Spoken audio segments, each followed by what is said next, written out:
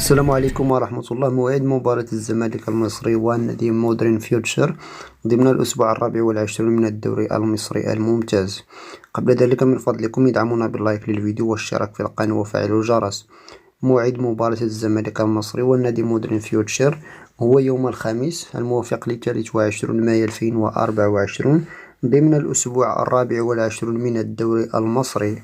المباراة بين الزمالك وفيوتشر ستنطلق على الساعة 5 مساء بتوقيت المغرب وتونس والجزائر، 6 بتوقيت القاهرة، 7 بتوقيت مكة المكرمة. يحتضن هذه المباراة استاد المقاولون العرب. فيما ترتيب الفريقين على الشكل التالي: نادي الزمالك يحتل المركز الثالث عشر ب24 نقطة، فيما نادي فيوتشر يحتل المركز التاسع ب30 نقطة. القناة الناقلة لهذه المباراة قناة أون تايم سبورت المصرية.